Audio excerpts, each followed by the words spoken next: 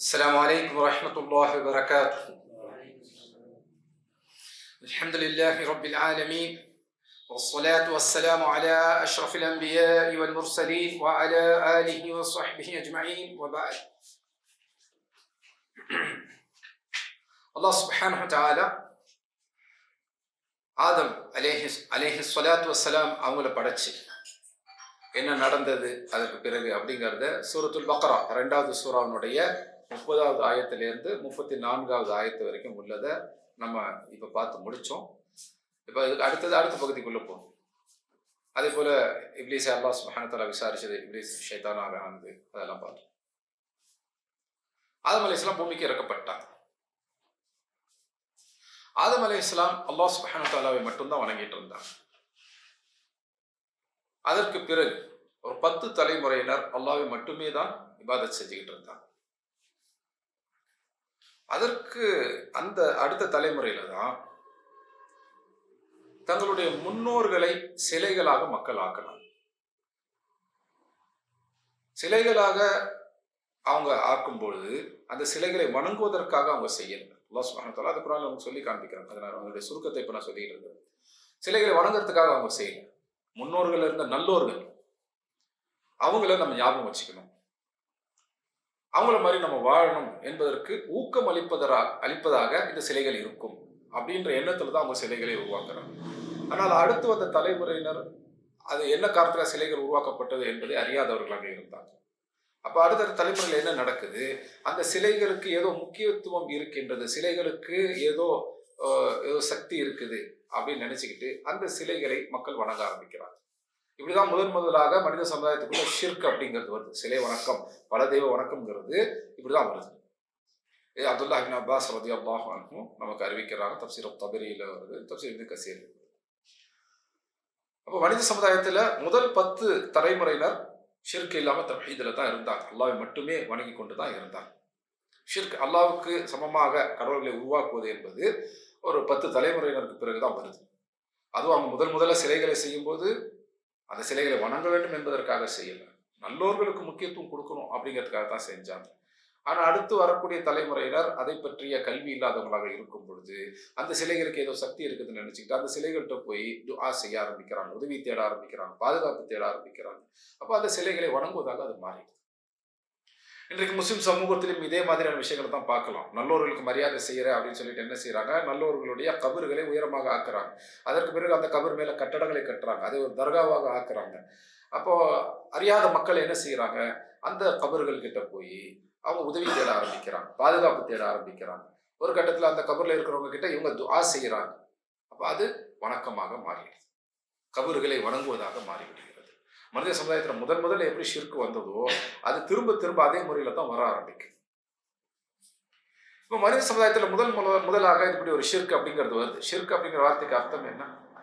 ஷரக அப்படின்னா சமமாக ஆக்கிறது அல்லது பங்காளியாக ஆக்கிறது, கூட்டாளியாக ஆக்கிறது அப்படின்னு அர்த்தம்.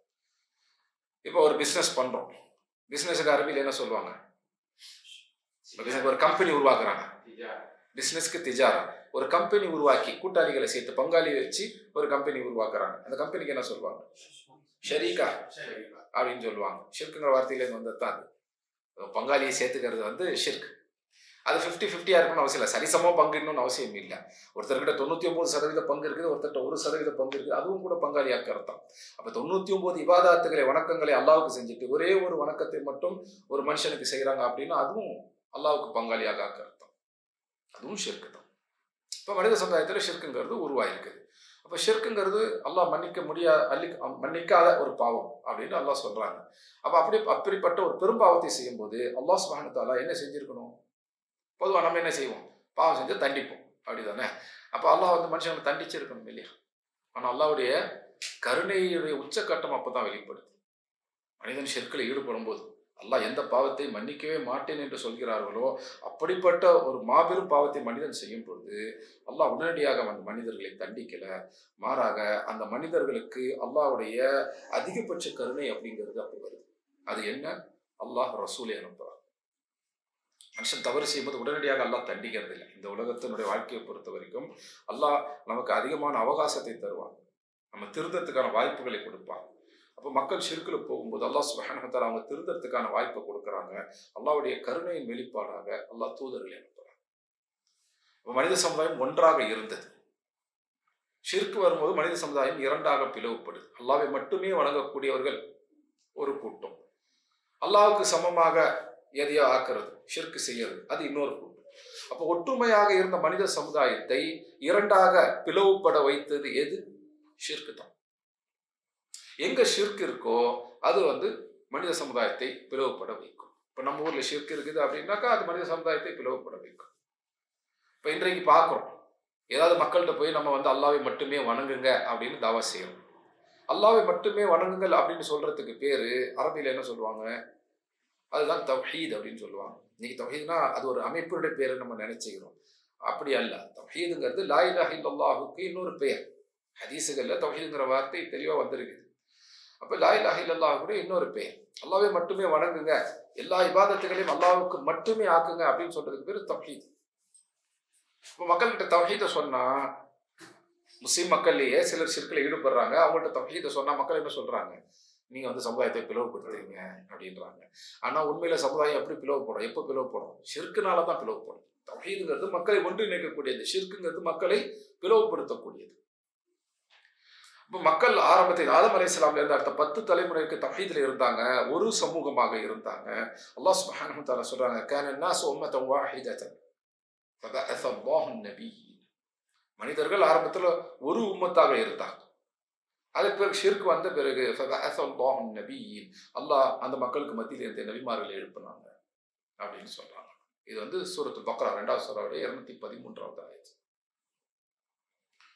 அப்போ முதல்ல நபிமார்கள் எப்போ அனுப்பப்படுறாங்க? மக்கள்கிட்ட ஷிர்க் மக்கள் இரண்டாக பிளந்த பிறகு அந்த மக்களை ஒன்றாக ஆக்குவதற்காக நேர்வழிக்கு கொண்டு வருவதற்கு உதவி செய்வதற்கு அல்லாஹ் சுப்ஹானஹு வ தஆலா அந்த மக்களுக்கு மத்தியில் நபிமார்களை அனுப்புறாங்க. அப்போ அந்த நபிமார்கள் ரசூல்மார்கள் தொடர்ந்து வர்றாங்க. அந்த அடிப்படையில முதல் ரசூலாக நூஹ் அலைஹிஸ்ஸலாத்து வஸ்ஸலாம். நூஹ் அலைஹிஸ்ஸலாமுடைய வரலாறு நம்ம படிச்சோம். முதல் நபி ஆதம் அலைஹிஸ்ஸலாம் என்று படிப்போம். முதல் ரசூல் யார்? நூஹ் அலைஹிஸ்ஸலாத்து வஸ்ஸலாம். அப்போ ஒவ்வொரு சமூகத்துக்கும் ஒரு ரசூல் அனுப்பப்படுறாங்க. சில நேரங்களில் ஒரே சமூகத்துக்கு 2-3 ரசூல் கூட வருவாங்க. நம்ம சூரா யாசீன் எல்லாம் பார்ப்போம். அப்போ ஒரே சமூகத்துக்கு ஒரு ரசூலோ அதுக்கு மேற்பட்ட ரசூலோ அதே போல நபிமார்களோ வருவாங்க. அப்படி அனுப்பப்பட்டவங்களை கடைசியாக வந்த நபி ரசூல் யாரு? நபி முஹம்மது ஸல்லல்லாஹு அலைஹி வஸல்லம். அல்லாஹ் சுப்ஹானஹு வ தஆலா நபி முஹம்மது ஸல்லல்லாஹு அலைஹி வஸல்லம் பற்றி சொல்றாங்க, மா கான முஹம்மதுன் அபா அஹதின் மின் ரிஜாலிக்கும் வலாக்கின் ரசூலுல்லாஹி வ ஹாத்தமன் நபிய்யீன் அப்படின்னு சொல்றாங்க. சூரத்துல் அஹ்ஸாப் 33வது சூராவுடைய 41வது ஆயத். 40வது. அல்லாஹ் சுப்ஹானஹு வ தஆலா இந்த ஆயத்துல சொல்றது என்ன? மா கான முஹம்மதுன் அபா அஹதின் மின் ரிஜாலிக்கும், முஹம்மது ஸல்லல்லாஹு அலைஹி வஸல்லம் உங்களில் வளர்ந்த எந்த ஒரு ஆணுக்கும் தந்தை அல்ல. ரிஜால்ங்கிற வார்த்தைக்கு பயன்படுத்தப்பட்டிருக்கு. வலதுங்கிற வார்த்தை பயன்படுத்தப்பட்டிருக்கா? இல்ல. ஏன்? நபி முஹம்மது ஸல்லல்லாஹு அலைஹி வஸல்லம் ஆண் பிள்ளைகள் பிறந்தாங்க. ஆனா எந்த பிள்ளையும் வளர்ந்து ஆணாக ஆகல. அப்புறம் நபி ஸல்லல்லாஹு அலைஹி வஸல்லமுக்கு வலது இருந்தாங்க, ஆனா ரிஜால். அது யாரும் வளர்ந்து ரிஜாலாக ஆகல. அல்லாஹ் சுப்ஹானஹு வ தஆலா ரிஜால்ங்கிற வார்த்தையை பயன்படுத்துத காரணம். அப்ப நபி முஹம்மது ஸல்லல்லாஹு அலைஹி வஸல்லம் ஆண் பிள்ளை பிறந்தாலும் எந்த பிள்ளையும் வளர்ந்து பெரிய ஆணாக ஆகல. முஹம்மது ஸல்லல்லாஹு அலைஹி வஸல்லமுடைய வாரிசு நான் அப்படின்னு சொல்லி யாரும் சொல்லிக்க முடியாது. மா கான முஹம்மதுன் அபா அஹதின் மின் ரிஜாலிக்கும் வலாக்கின், மாறாக அவங்க யாரு? வலாக்கின் ரசூலுல்லாஹ், அல்லாஹ்வுடைய ரசூல், வ ஹாத்தமன் நபிய்யீன், அவங்க நபிமார்களுடைய ஹாத்தம், நபிமார்களுடைய முத்திரை, இறுதி. ஹாத்தம் அப்படின்னா சீல் வைக்கிறது, முத்திரை வைக்கிறோம் இல்லையா? அதுக்கு இறுதி அப்படிங்கிற அர்த்தமும் உண்டு. ஏன் அதுக்கு இறுதிங்கிற அர்த்தம் வந்துச்சு அப்படின்னு பார்த்தீங்கன்னா, நபி ஸல்லல்லாஹு அலைஹி வஸல்லமுக்கு முந்தைய காலங்களிலும் சரி அவங்க காலத்திலையும் சரி இன்னொருத்தருக்கு ஒரு கடிதம் அனுப்புறாங்க. இப்போ ஒரு அரசர் இன்னொரு அரசருக்கு கடிதம் அனுப்புவாங்க. அப்போ எப்படி செய்வாங்கன்னா, கடிதத்தை எழுதிடுவாங்க. கடிதத்தினுடைய கடைசி வார்த்தை இருக்கு இல்லையா, அது முடிஞ்சவொடனே இன்றைக்கு நம்ம முற்றுப்புள்ளி வைப்போம், ஃபுல் ஸ்டாப் வைப்போம். ஆனால் அன்றைக்கு ஃபுல் ஸ்டாப்லாம் கிடையாது. மாறாக ஒரு கடிதம் முடிஞ்சிருச்சு அப்படிங்கிறதுக்காக என்ன செய்வாங்க, அவங்க அந்த இடத்துல முத்திரை வைப்பாங்க. மோதிரத்துல அந்த முத்திரை செய்யப்பட்டிருக்கும். மோதிரத்துல அரக்கு வச்சு அந்த இடத்துல ஒரு சீல் ஒன்று வச்சிருவாங்க. சீல் வச்சுட்டா என்ன அர்த்தம்? அந்த செய்தி முடிவடைந்து விட்டது அப்படின்னு அர்த்தம். இந்த செய்தி முடிஞ்சிருச்சு. முத்திரை அப்படிங்கிறது எதை குறிக்குது? செய்தி முடிஞ்சிருச்சுன்னு அர்த்தம். அப்ப அந்த முத்திரைக்கு பிறகு எது வந்தாலும் அது அனுப்புனவுடைய செய்தி இல்லை, அது போலி, பின்னாடி யாரோ சேர்த்திருக்கிறாங்க அப்படின்னு அர்த்தம். அதனாலதான் மோதிரத்துக்கும் ஹாத்தம் அப்படின்ற பேர் உண்டு. ஏன்னா அது முத்திரை வைக்கிறதுக்காக பயன்படுத்தப்படுறது. அப்போ ஹாத்தம் அப்படின்னா மோதிரம், அந்த மோதிரத்தில் முத்திரை வைக்கிறதுனால என்ன சொல்ல வராங்க, அந்த செய்தி முடிவடைஞ்சிச்சுன்னு சொல்றாங்க. அப்போ ஒரு விஷயத்தினுடைய முடிவுக்கு இறுதிக்கும் ஹாத்தம் அப்படிங்கிற பேர் உண்டு. அப்போ அல்லாஹ் சுப்ஹானஹு வ தஆலா ஹாத்தமுன் நபியீன் என்று சொல்லும்போது நபிமாருடைய முத்திரை அப்படின்னு மொழிபெயர்த்தாலும் அதனுடைய உண்மையான அர்த்தம் என்ன, நபிமாருடைய கடைசி, நபிமாருடைய இறுதி அப்படின்னு. இப்போ முஹம்மது ஸல்லல்லாஹு அலைஹி வஸல்லம் நபிமார்கள்ல கடைசியாகும். ஒருத்தர் நபியா இருந்தால் தான் ரசூலாகவும் இருக்க முடியும். ஒருத்தர் நபியா இருந்தால் தான் ரசூலாகவும் இருக்க முடியும். இப்போ நம்ம புரிஞ்சுக்கிறதுக்கு ஒரு உதாரணம் சொல்றோம்னு வச்சுங்களேன். இப்போ ஒரு ஸ்கூல் இருக்கு, டீச்சர்கள்லாம் இருக்கிறாங்க. அந்த டீச்சர்கள்லேருந்து தான் ஒருத்தரை பிரின்சிபலாக ஹெட் மாஸ்டராக ஆக்குவாங்க இல்லையா? அப்போ டீச்சராக இருந்தால் தான் ஹெட் மாஸ்டர் ஆகலாம். அதே போல் இன்னொரு உதாரணம் ஸ்கூலில் வச்சு சொல்லலாம். ஒரு கிளாஸ் ரூம் இருக்குது, எல்லாமே ஸ்டூடெண்ட்ஸ் தான். அந்த ஸ்டூடெண்ட்லேருந்து ஒருத்தரை வந்து ஒரு லீடராக ஆக்குவாங்க, லீடர் மானிட்டராக ஆக்குவாங்க. அப்போ அவர் ஸ்டூடெண்ட்டாக இருக்கிறவர் தான் ஸ்டூடெண்ட்டுக்கு லீடராக மானிட்டராக வருவார். அந்த மாதிரி தான் நபிமார்கள்ல நபியாக இருக்கக்கூடிய ஒருத்தர் தான் ரசூலாக ஆக முடியும். நபியிலேயே ரசூல் அப்படிங்கிறது ஒரு ஹையர் லெவல், ஒரு உயர்ந்த அந்தஸ்து உடையது, இன்னும் கூடுதல் பொறுப்புகளை உடையது. அப்போ ஒருத்தர் நபியா இருந்தால் தான் ரசூலாக இருக்க முடியும். அப்போ நபிமார்கள் இறுதி அப்படின்னா என்ன அர்த்தம்? அவங்க தான் ரசூல்மார்களையும் இறுதி. நபியா இருந்தால் தான் ரசூலாக இருக்க முடியும். நபித்துவம் முற்று பெற்று விட்டது அப்படின்னா என்ன அர்த்தம்? ரசூலாக இருக்கிறதும் முடிவடைஞ்சிச்சு. அவங்க தான் கடைசி நபி அப்படின்னா என்ன அர்த்தம்? அவங்க தான் கடைசி ரசூலும் கூட. அப்போ அவங்களுக்கு வந்தது தான் குர்ஆன். அப்போ குர்ஆன் தான் கடைசி செய்தி, அதுக்கு பிறகு எந்த செய்தியும் வரப்போகிறது. இந்த குர்ஆன் இதனுடைய விளக்கத்தை தான் நம்ம வந்து பார்க்க போறோம் இன்ஷா அல்லாஹ். இந்த வகுப்புக்கு என்ன பேரு? உம்முல் கிதாப், அதனுடைய விரிவான விளக்கம் அப்படின்னு சொல்றோம். உம்முல் கிதாப்னா என்ன? அல் கிதாபுங்கிறது என்ன? இது ரெண்டு வார்த்தை இருக்கு. ஒன்று இருக்கு, அல் கிதாப் இருக்கு. அல் கிதாப்னா என்ன, உம்னா என்ன? அல் கிதாப், கிதாபுங்கிறது என்ன? எது எழுதப்பட்டதோ அது கிதாப். கதப அப்படின்னா அவங்க எழுதினாங்க அப்படின்னு அர்த்தம். அப்போ கிதாபுங்கிறது எழுதப்பட்டது. கிதாபுங்கிறது எந்த ஒரு நூலையும் எந்த புக்கையும் குறிக்கும். அல் கிதாப் என்று வரும்போது அது குறிப்பாக அந்த நூல், அந்த கிதாப் தான் அப்படின்னு. அது அல் குர்ஆன். அப்போ இந்த குர்ஆனுடைய ஆரம்பத்திலே பார்க்கிறோம். குர்ஆனுடைய முதல் சூரா சூரத்துல் ஃபாத்திஹா, அல்ஹம்து சூரா. ரெண்டாவது சூரா இது சூரத்துல் பக்ரா. அந்த சூரத்துல் பக்ரா எப்படி ஆரம்பிக்குது? அல்லாஹ் சுப்ஹானஹு வ தஆலா அதை எப்படி ஆரம்பிக்கிறாங்க? அலிஃப் லாம் மீம் ذلك الكتاب. அப்போ அந்த குர்ஆனுக்கு அல் கிதாப் அப்படிங்கிற பேரும் உண்டு. அல்ஹம்துலில்லாஹ். ذلك الكتاب அல் கிதாப். அப்போ கிதாப் அல் கிதாபுங்கிறது எதை குறிக்குது? அல் குர்ஆனை குறிக்குது. இந்த குர்ஆனுக்கு வெவ்வேறு பெயர்கள் இருக்கின்றன. அதுல ஒரு பெயர் தான் உம்முல் கிதாப். குர்ஆனுக்கு வேறு பேர் இருக்கு. சரி, குர்ஆனுக்கு இல்லை, இந்த குர்ஆனுடைய முதல் சூரா சூரத்துல் ஃபாத்திஹாவுக்கு வெவ்வேறு பெயர்கள் இருக்கின்றன. அதுல ஒன்று தான் உம்முல் கிதாப். அதை நம்ம விரிவாக பார்ப்போம். அதுக்கு முன்னாடி கிதாபுங்கிற வார்த்தைக்கு அர்த்தம் பார்த்தோம் இல்லையா? நம்ம கையில ஒன்று வச்சிருப்போம் இல்லையா, குர்ஆன். அதுக்கு அரபியில் என்ன பேரு? முஸ்ஹஃப் அப்படின்னு பேரு. சஹீஃபா அப்படின்னா ஷீட்ஸ், ஏடுகள் அப்படின்னு அர்த்தம். நிறைய ஏடுகள் இருந்துச்சுன்னா சுஹுஃப், சுஹுஃபி இப்ராஹீம் வ மூசா பார்க்குறோம் இல்லையா? சுஹுஃப். சஹீஃபாங்கிறது ஒரு பேப்பர், ஒரு ஷீட்டுக்கு குறிக்கும். நிறைய ஷீட்ஸ் இருந்துச்சுன்னா சுஹுஃப். அதை எல்லாத்தையும் தொகுத்து பைண்ட் பண்ணிட்டோம், பிணைச்சிட்டோம், ஒரு புக்காக ஆக்கிட்டோம். அதுக்கு பேரு முஸ்ஹஃப். முஸ்ஹஃப். இப்போ நம்ம கையில் வச்சிருக்கிறது முஸ்ஹஃப், குர்ஆனுடைய முஸ்ஹஃப். குர்ஆன் ஏடுகளாக எழுதி அதை பைண்ட் பண்ணி எடுத்துட்டோம், அது முஸ்ஹஃப். இந்த முஸ்ஹஃப் நம்ம திறக்கிறோம். திறந்தா என்ன வரும்? முதல்ல அல்ஹம்து சூரா வரும். அந்த அல்ஹம்து சூரா பார்க்கறதுக்கு முன்னாடி சூரா அப்படின்ற வார்த்தைக்கு அர்த்தம் என்ன? அதுக்குள்ள ஆயத்து இருக்கு இல்லையா? ஆயா அப்படின்றதுக்கு அர்த்தம் என்ன? இப்போ சூராங்கிறதுக்கு என்ன அர்த்தம்? பொதுவாக சூரா இங்கிலீஷ்ல வந்து சாப்டர் அப்படின்னு மொழிபெயர்த்துருவாங்க. ஆயத் அப்படிங்கிறதுக்கு வேர்ஸ் அப்படின்னு மொழிபெயர்த்துருவாங்க. தமிழ்ல என்ன சொல்லுவாங்க? சூரா அப்படிங்கிறதுக்கு சாப்டரே தான் தமிழ்ல சொல்லுவாங்க, அத்தியாயம் அப்படின்னு சொல்லிடுவாங்க. ஆயத்துக்கு தமிழ்ல என்ன சொல்லுவாங்க? வசனம் அப்படின்னு சொல்லிடுவாங்க. இந்த ரெண்டுமே, அந்த ஆங்கில மொழிபெயர்ப்பும் சரி தமிழ் மொழிபெயர்ப்பும் சரி, தவறானது. முதல்ல சூரா அப்படிங்கிறதுக்கு என்ன அர்த்தம்? மொழி ரீதியாக, லுகா ரீதியாக சூரா அப்படிங்கிறது ஒரு ஊரை சுற்றி அமைக்கப்படக்கூடிய சுற்றுச்சுவர் இருக்கு பாருங்க. இதுதான் இந்த ஊருடைய எல்லை அப்படின்னு சொல்லி அந்த சுற்றுச்சுவர், அதுக்கு தான் சூரா என்று அரபியில் சொல்லுவாங்க. Boundary, exactly boundary. பவுண்டரியாக இருக்கக்கூடிய வால், இந்த வால், இந்த சுவர் இருந்துச்சுன்னா இதுக்கு வந்து சூரா அப்படின்னு பேர். அந்த தமிழ் வார்த்தைக்கும் அரபி வார்த்தைக்கும் ஒரு நெருக்கமான தொடர்பு இருப்பாங்க. சுவர் அப்படின்றது.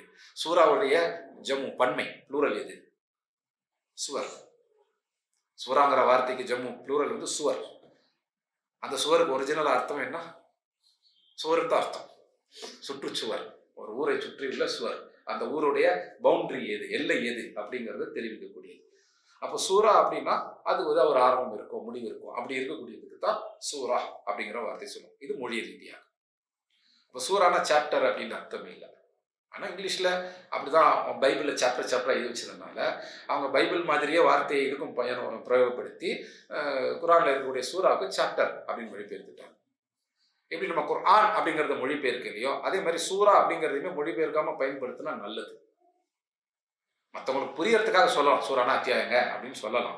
ஆனால் புரிஞ்ச பிறகு சூறாங்கிற வார்த்தையை தொடர்ந்து மொழிபெயர்க்காம பயன்படுத்துறது நல்லது. குர்ஆன் அப்படின்னா ஓதுதல் அப்படின்னு அர்த்தம். நம்ம அடுத்தவங்கள்ட்ட சொல்லும்போது ஓதுதல்னு சொல்கிறோம் இல்லையே, குர்ஆன்ங்கிற வார்த்தையை அப்படியே தான் நம்ம பயன்படுத்துகிறோம். ஏன்னா அது ஒரு டெக்னிக்கல் வேர்டு, டெக்னிக்கல் டெக்னாலஜி, அது அப்படியே தான் பயன்படுத்துகிறோம். அதே மாதிரி தான் சூரா. சூரா அப்படிங்கிறதுக்கு இதான் அர்த்தம்.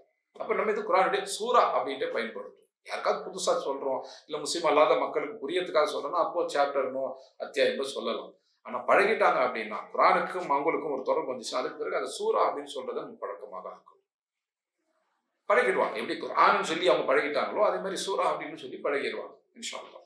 சரி, அடுத்தது சூராவுக்கு உள்ள இருக்கிறது என்ன? ஆயா, பேச்சு வழக்கில் ஆயத் அப்படின்னு சொல்லுவோம். ஹா அப்படின்னு முடியறதெல்லாம் நம்ம இத்து போட்டு தான் முடிப்போம் இல்லையா? ஜன்னா அப்படின்றது தான் ஜன்னத், சுன்னா அப்படின்றது தான் சுன்னத், அந்த மாதிரி தான் ஆயா அப்படின்றது தான் ஆயத் அப்படின்னு சொல்லுவோம். ஆயத்துல் குர்ஆன், அதனால ஆயா. சரி, ஆயா அப்படின்னா என்ன அர்த்தம்? என்ன மொழிபெயர்ப்பு கொடுக்குறாங்க? இங்கிலீஷில் வேர்ஸ் அப்படின்னு கொடுக்குறாங்க. ஏன் வேர்ஸ்ன்னு கொடுத்தாங்க? வேர்ஸ் எதில் வரும்? பொயட்ரியில் வரும் இல்லையா? ப்ரோஸில் வருமா? ப்ரோஸ் வெர்ஸாக இருக்காது, பொயட்ரி தான் வெர்ஸாக இருக்கும் இல்லையா? வெர்சிஃபைடு அப்படின்னா அது போயமாக, கவிதையாக எழுதுனது, ஒரு பாடலாக எழுதுனது அப்படின்னு அர்த்தம். மறுபடியும் சொன்னால் அது பைபிளுடைய அதே ஸ்ட்ரக்சர். அந்த பைபிளில் சில இடங்களில் பாடல்களாக வரும், எல்லாமே வராது, சில இடங்களில் பாடலில் வரும். அப்போ வந்து இங்கிலீஷ் டிரான்ஸ்லேஷன் அந்த வேர்ஸ் அப்படின்னு கொடுத்துட்டாங்க. ஏன்னா குர்ஆன் அவ்வளோ இலக்கிய நயத்தோடு இருக்கும், ஆனால் அது வந்து கவிதை கிடையாது. குர்ஆன் கவிதை இல்லை அப்படிங்கிறப்போ குர்ஆனுடைய ஆயத்தை நம்ம வேர்ஸ் அப்படின்னு சொல்லி மொழிபெயர்க்கிறதுமே சரியானது, தவறானது. ஆனால் அப்படிதான் பழக்கம் ஆயிடுச்சு. அதனால புதுசாக யார்ட்டாவது சொல்றதா இருந்தால் இங்கிலீஷில் சொன்னா வேர்ஸ்ன்னு சொல்லலாம். ஆனால் அது ஆயா அப்படின்னு சொல்லியே பழக்கப்படுத்துறது நல்லது. எப்படி குர்ஆன்னு சொன்னோமோ சூரா என்று சொல்லி பழக்கப்படுத்துறது அவசியம், அதே போல ஆயா அப்படின்னு சொல்றது நல்லது. தமிழ்ல அதை எப்படி சொல்றாங்க? ஆயா அப்படிங்கிறத வசனம் அப்படின்னு சொல்றாங்க. வசனம், அது வசனம்லாம் எங்க வரும்? ஒரு டைலாக் சொல்றோம், வசனம் பேசியா அப்படின்னு சொல்லுவாங்க. அது உரைநடையில வரும். உரைநடையில வாக்கியங்கள் வரும். அந்த வாக்கியங்கள் பேச்சாக இருக்கும்போது அது வசனம் அப்படின்னு சொல்லுவோம். வசன நடையில் உள்ளது, பேச்சு நடையில் இருக்குது, அதுக்கு வசனம் சொல்லுவோம். அதுவும் கூட அவ்வளோ துல்லியமானது கிடையாது. அப்போ ஆயா அப்படிங்கிறதுக்கு சரியான அர்த்தம் என்ன, பொருள் என்ன? அதுக்கு ஆயான்னா என்னன்னு தெரியும். ஆயா அப்படின்றதுக்கு என்ன அர்த்தம்னா அத்தாட்சி, ஆதாரம் அப்படின்னு அர்த்தம், அடையாளம் அப்படின்னு அர்த்தம். இங்கிலீஷ்ல சொன்னா சைன். சைனா நம்ம கையெழுத்து போடுமே அந்த சைன் இல்லை, இதுக்கான அடையாளம் இது, அந்த சைன். இது சைன் போர்டு, ஒரு நேம் போர்டு போகிறோம், சைன் போர்டுன்னு சொல்கிறோமா, ஏன் அது ஒரு அடையாளம் அதுக்காக. அப்போது ஆயா அப்படிங்கிற வார்த்தைக்கு என்ன அர்த்தம்? அத்தாட்சி, அது ஒரு ப்ரூஃப், அடையாளம். எதுக்கான அத்தாட்சி, எதுக்கான ப்ரூஃப்? அல்லாஹ் இருக்கிறாங்க அப்படிங்கிறதுக்கான அத்தாட்சி, அல்லாஹ்வை வணங்கணும் அப்படிங்கிறதுக்கு அத்தாட்சி, ஏன் அல்லாஹ்வை வணங்கணும் அப்படிங்கிறதுக்கான ஆதாரங்கள், அதெல்லாம் தான் ஆயா. அப்போ ஆயா அப்படிங்கிறதுக்கான அர்த்தங்கிறது வசனமோ வெர்ஸோ கிடையாது. ஆயா அப்படிங்கிறதுக்கான அர்த்தம் என்ன? சைன், ப்ரூஃப் அப்படின்னு அர்த்தம். எதுக்கான ப்ரூஃப், எதுக்கான ஆதாரம்? இதெல்லாம் அல்லாஹ் இருக்கிறாங்க, அல்லாஹ் தான் வணங்கப்படுறதுக்கு தகுதியானவங்க, அல்லாஹ்வை மட்டும்தான் வணங்கணும் அப்படிங்கிறதுக்கான ஆதாரங்கள் அவை எல்லாம். அல்லாஹ்வை எப்படி வணங்கணும் அப்படிங்கிறதுக்கான அந்த வழிகாட்டு அத்தாட்சிகள் அதெல்லாம், அதுதான் ஆயா அப்படிங்கிறதுக்கு அர்த்தம். அப்போ குர்ஆன் அப்படின்னா என்ன, சூரா அப்படின்னா என்ன, ஆயா அப்படின்னா என்ன, இதை நம்ம பார்த்தோம். முஸ்ஹஃப் அப்படின்னா என்ன அப்படின்னு. சரி, இப்போ ஒவ்வொரு ரசூலுக்கும் நபிக்கும் கிதாப் கொடுக்கப்படுது இல்லையா? இவங்க வந்து ஒவ்வொரு நபியும் ஒவ்வொரு ரசூலும் வேற வேற விஷயங்களை சொன்னாங்களா? இல்ல, எல்லா நபிமார்களும் ஒரே விஷயத்தை தான் சொன்னாங்க. எந்த ஒரே விஷயத்தை? அல்லாஹ் மட்டும்தான் வணங்கப்படணும், வேற யாரும் வணங்கப்படக்கூடாது அப்படின்ட்டு. அதாவது அகீதா ரீதியாக, நம்பிக்கை ரீதியான விஷயங்கள்ல ஒரு நபிக்கு இன்னொரு நபி மாற்றமாகலாம் சொல்லல. எல்லா நபியும் ஒரே விஷயங்களை தான் சொன்னாங்க. சட்டங்கள் ஒரு ரசூலுக்கு இன்னொரு ரசூல் மாறும், ஒவ்வொரு சமூகத்துக்கும் சட்டங்கள் மாறும். அப்போ எல்லா ரசூல்மார்களும் ஒரே விஷயத்தை தான் சொன்னாங்க, அல்லாஹ் மட்டும்தான் வணங்கப்படணும், வேறு யாரும் வணங்கப்படக்கூடாதுங்கிற ஒரே விஷயத்தை தான் சொன்னாங்க. அப்போ எல்லா ரசூல்மார்களும் கொண்டு வந்த தீன் ஒன்று தான். அந்த தீன்ல ஷரீஅ அப்படின்ற ஒரு விஷயம் இருக்கு, அதனுடைய சட்டங்கள். அது சமூகத்துக்கு சமூகம் மாறும். இறுதி நபி, இறுதி ரசூலாக வந்த முஹம்மது ஸல்லல்லாஹு அலைஹி வஸல்லம் அவங்களுக்கு வந்த ஷரியத் அப்படிங்கிறது பொதுவானது. அவங்க புது தீனை கொண்டு வரல, அதே தீனை தான் ஆதம் அலைஹிஸ்ஸலாம், நூஹ் அலைஹிஸ்ஸலாம்லேருந்து எந்த தீன் சொல்லப்பட்டதோ அதே தீனை தான் அவங்க சொன்னாங்க. ஆனால் ஷரியத் அப்படிங்கிறது ரசூலுக்கு ரசூல் மாறும், உம்மத்துக்கு உம்மத்து மாறும். இறுதி நபி முஹம்மது ஸல்லல்லாஹு அலைஹி வஸல்லம் அவங்க கொண்டு வந்த ஷரியத் அப்படிங்கிறது இது ஒரு தனிப்பட்ட சமூகத்துக்கானதல்ல, ஒட்டுமொத்த மனித சமூகத்துக்கானது. அப்ப எல்லா மனிதர்களுக்கும், அவங்க காலகட்டத்தில் மட்டும் இல்லை, இறுதி காலம் வரை வரக்கூடிய எல்லா மனிதர்களுக்கும் பொதுவான ஷரியத் அப்படிங்கிறது இதுதான். இந்த தீனுடைய முழுமை அப்படிங்கிறது இதுதான். ஆதம் அலைஹிஸ்ஸலாம், நூஹ் அலைஹிஸ்ஸலாம் எந்த தீனை பின்பற்றி கொண்டு வந்தார்களோ அந்த தீனுடைய முழுமை அதுதான் நபி முஹம்மது ஸல்லல்லாஹு அலைஹி வஸல்லம் மூலமாக வந்தது. அப்ப இங்க புதுசாக ஒரு தீன் இல்லை, அதே தீன் தான். ஆனால் ஷரியத்துங்கிறது சமூகத்துக்கு சமூகம் மாறுபடும்.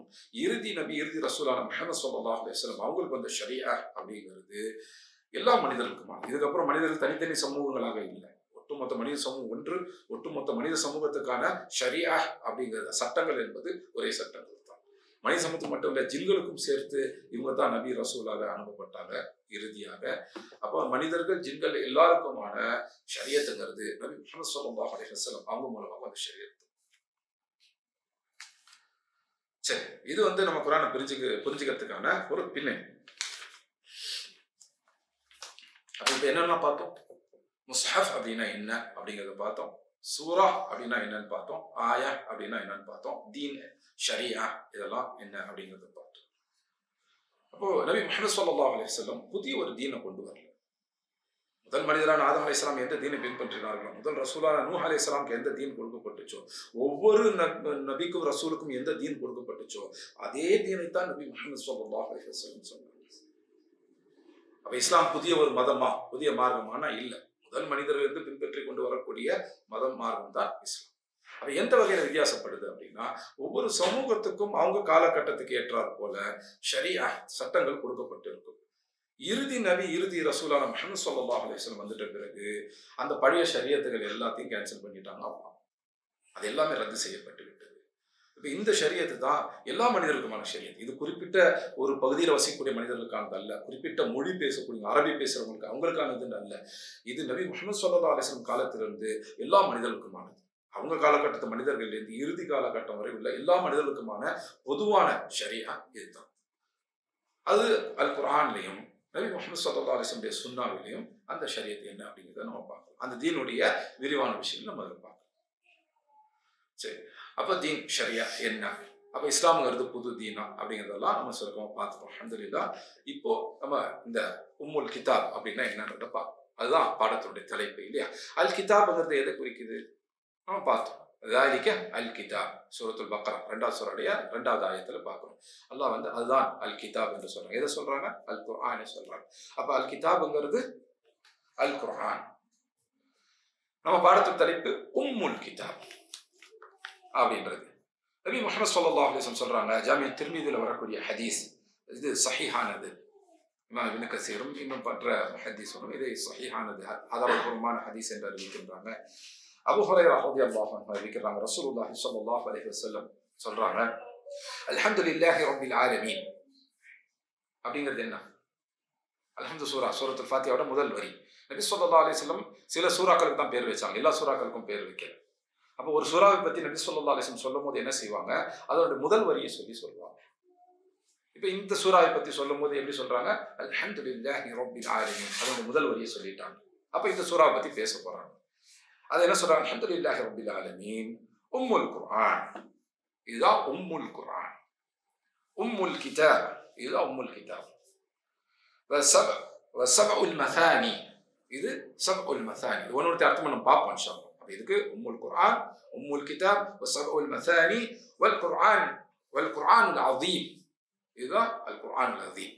அப்போ அல்ஹம்துலில்லாஹி ரப்பில் ஆலமீன் அப்படிங்கிறதுக்கு 4 பேர்களை நபி ஸல்லல்லாஹு அலைஹி வஸல்லம் இங்க சொல்றாங்க. ஜாமிஅ திர்மிதியில வரக்கூடிய ஹதீஸ் அபூ ஹுரைரா ரலியல்லாஹு அன்ஹு அறிவிக்கிறாங்க. என்னென்ன பேர்கள் சொன்னாங்க? உம்முல் குர்ஆன், உம்முல் கிதாப், சபஉல் மசானி, அல் குர்ஆனுல் அதீம். இந்த 4 பேர்கள் சொல்றாங்க.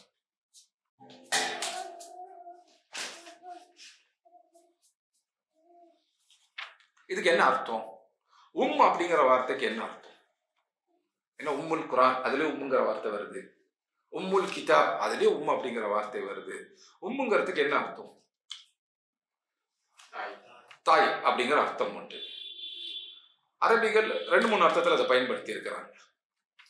அரபிகளை பொறுத்த வரைக்கும் அப்படிங்கிறது எல்லாரும் கூடக்கூடிய எல்லா விஷயமும் சேரக்கூடிய ஒரு இடத்துக்கும் பயன்படுத்துவாங்க. எல்லாத்தையும் கவர் பண்ணக்கூடிய, எல்லாத்தையும் ஒருங்கிணைக்கக்கூடிய ஒரு விஷயத்துக்கும் பயன்படுத்துவாங்க. உதாரணத்துக்கு நம்ம தலை இருக்குது, தலைக்குள்ள மூளை இன்னும் மற்ற விஷயங்கள்லாம் இருக்குது இல்லையா? அதை சுற்றி இருக்கக்கூடிய தோலுக்கு ராஸ் அப்படின்னு சொல்லுவாங்க. ராஸ் அப்படின்னா தலை. அதை சுற்றி இருக்கக்கூடிய அந்த தோலுக்கு ஸ்கின்னுக்கு ராஸ் அப்படின்னு சொல்லுவாங்க. அது என்ன செய்யுது?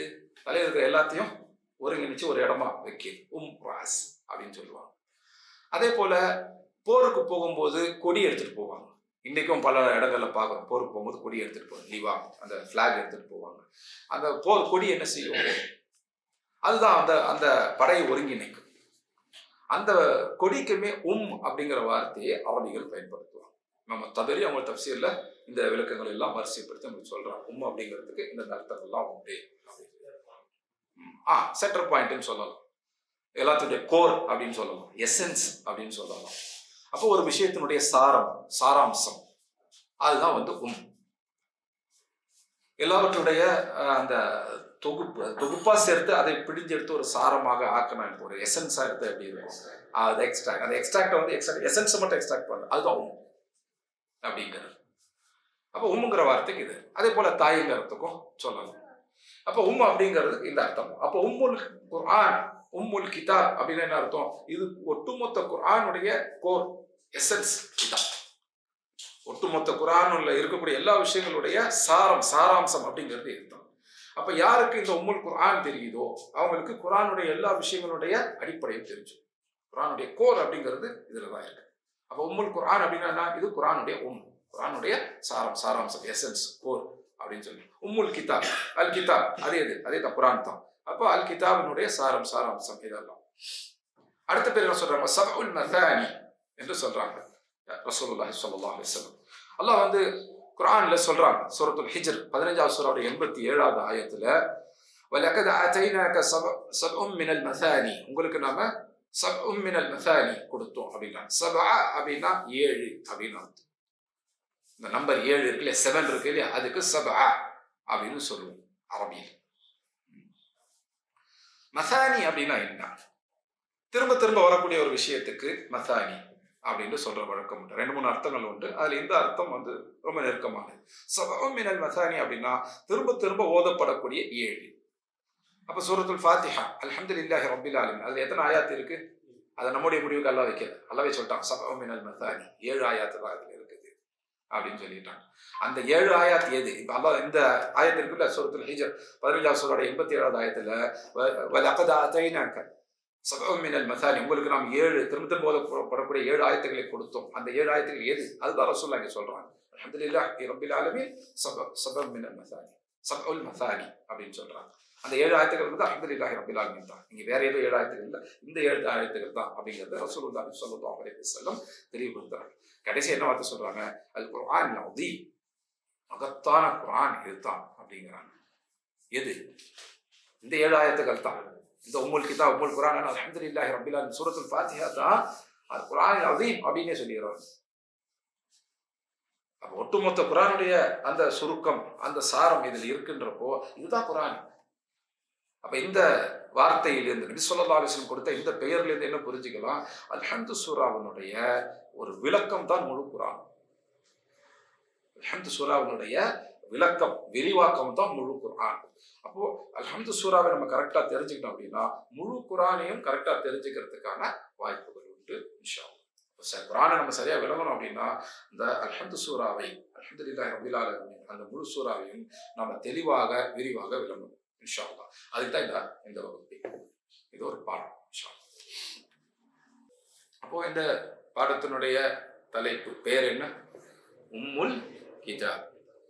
ஏன் இந்த பேர் வச்சோம் அப்படிங்கிறது தெளிவாயிடுச்சா? நபி ஸல்லல்லாஹு அலைஹி வஸல்லம் இந்த பேரை வச்சாங்க. அதே பேரை தான் இந்த பாடத்துக்கு வச்சிருக்கிறேன். உம்முல் கிதாப் அப்படிங்கிறதுக்கு அர்த்தம் பார்த்தோம்.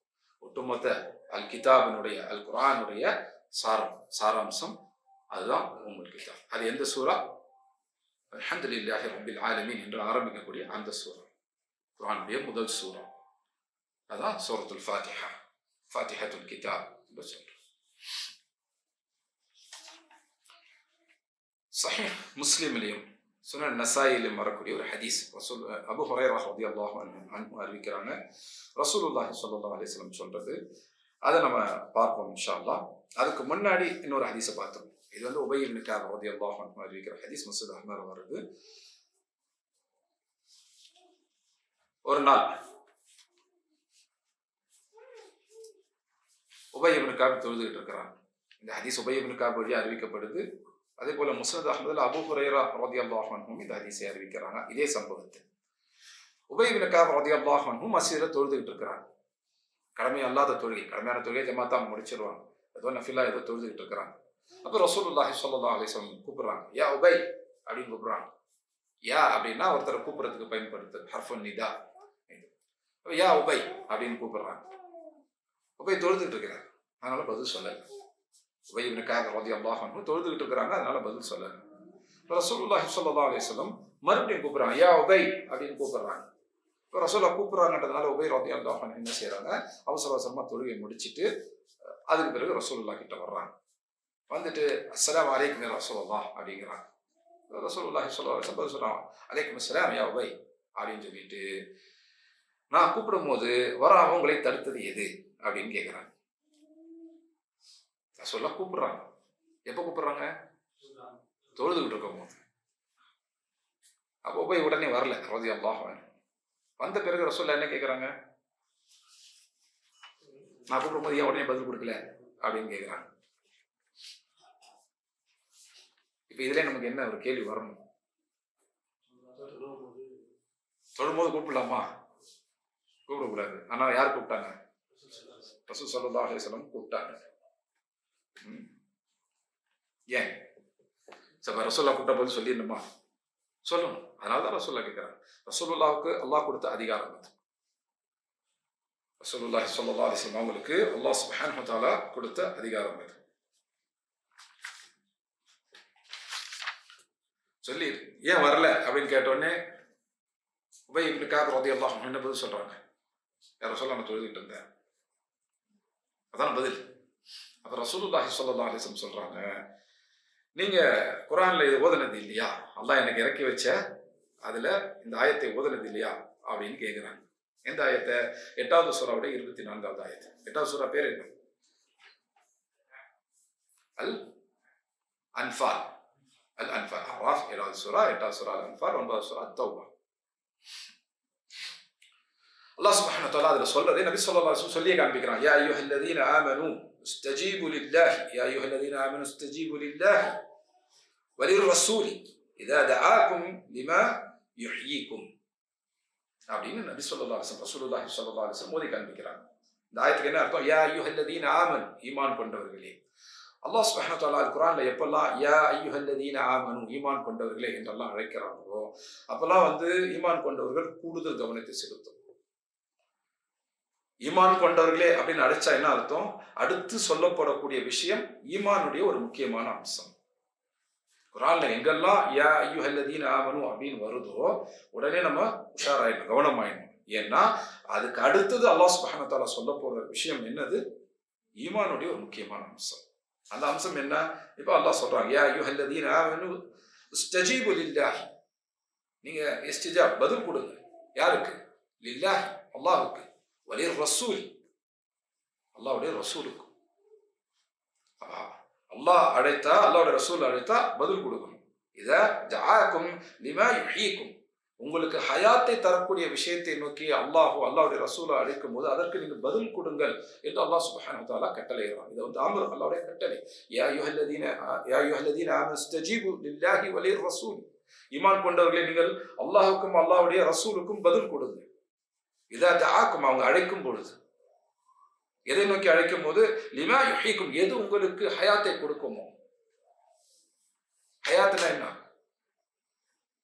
லைஃப், உயிர், வாழ்க்கை, உங்க வாழ்க்கை தரக்கூடியது. அப்படின்னா என்ன அர்த்தம்? இந்த உலக வாழ்க்கை சிறப்பாக ஆக்கக்கூடியது, மறுமையில ஒரு நிரந்தரமான சந்தோஷமான வாழ்க்கை தரக்கூடியது. அதுதான் ஹயாத். அப்போ அல்லாஹ் அழைக்கிறாங்க என்று சொல்லும் போது அல்லாஹ் கூடவே யாரையும் சேர்த்து சொல்றாங்க? ஒலி ரசூல். அப்ப ரசூலுல்லாஹி ஸல்லல்லாஹு அலைஹி வஸல்லம் அழைத்தால் நம்ம உடனடியாக பதில் கொடுக்கும். தொழுது கொண்டு இருந்தால் இந்த அதிகாரம் மற்றவங்களுக்கு கிடையாது. தொழுதுட்டு இருக்கும்போது அம்மா கூப்பிட்டாங்க, கடமையான தொழுகை கூப்பிட்டாங்கன்னா விட்டுட்டு போக முடியாது. ஆனா கடமை அல்லாத தொழுகையில் அம்மா கூப்பிட்டாங்கன்னா விட்டுட்டு போகும். அது சும்மா வேற ஹதீஸ்கள் இருக்கு, நம்ம இப்ப அதை பார்க்க போறது இல்லை. கடமை அல்லாத தொழுகைக்கான சட்டம் வேறு, கடமையான தொழுகை ஃபர்தான தொழுகைக்கான சட்டம் வேறு. இப்போ உபய் இப்னு கஅப் ரலியல்லாஹு அன்ஹு மஸ்ஜிதுல, மதீனால மஸ்ஜிது நபியினுடைய பள்ளிவாசல்ல கடமை அல்லாத ஒரு தொழுகையை தொழுதுகிட்டு இருக்கிறாங்க. அப்படி தொழுதுகிட்டு இருக்கும்போது நபி ஸல்லல்லாஹு அலைஹி வஸல்லம் அவங்களை அழைக்கிறாங்க. 2 முறை அழைச்ச பிறகுதான் அவசரமா தொழுகையை முடிச்சிட்டு உபய் ரலியல்லாஹு அன்ஹு வர்றாங்க. வந்த உடனே ரசூலுல்லாஹி ஸல்லல்லாஹு அலைஹி வஸல்லம் என்ன கேட்டாங்க? கூப்பிடும்போது ஏன் பதில் சொல்லலை அப்படின்னு கேட்கிறாங்க. அப்போ உபய் இப்னு கஅப் ரலியல்லாஹு அன்ஹு என்ன பதில் சொல்றாங்க? தொழுதுகிட்டு இருந்தேன் அப்படின்னு சொல்றாங்க. அதுக்கு ரசூலுல்லாஹி ஸல்லல்லாஹு அலைஹி வஸல்லம் என்ன சொல்றாங்க? குர்ஆனுடைய இந்த ஆயத்தை நீங்க படிச்சது இல்லையா, ஓதுனது இல்லையா அப்படின்னு கேட்கிறாங்க. எந்த ஆயத்து? 8வது சூராவுடைய 24வது ஆயத். 8வது சூரா பேர் என்ன? அல் அன்ஃபால். குட், பரக்கல்லாஹு ஃபீக்கும். அப்போ உபய் இப்னு கஅப் ரலியல்லாஹு அன்ஹு சொல்றாங்க, ரசூலுல்லாஹ் இனிமேல் நான் அந்த மாதிரி செய்ய மாட்டேன் அப்படிங்கிறாங்க. அதாவது கூப்பிட்டா உடனே வராமலாம் இருக்க மாட்டேன், இனிமேல் உடனே வந்துடுவேன் அப்படிங்கிறாங்க. அப்போ ரசூலுல்லாஹி ஸல்லல்லாஹு அலைஹி வஸல்லம் உபய் இப்னு கஅப் ரலியல்லாஹு அன்ஹு கிட்ட ஒரு கேள்வி கேட்கிறாங்க.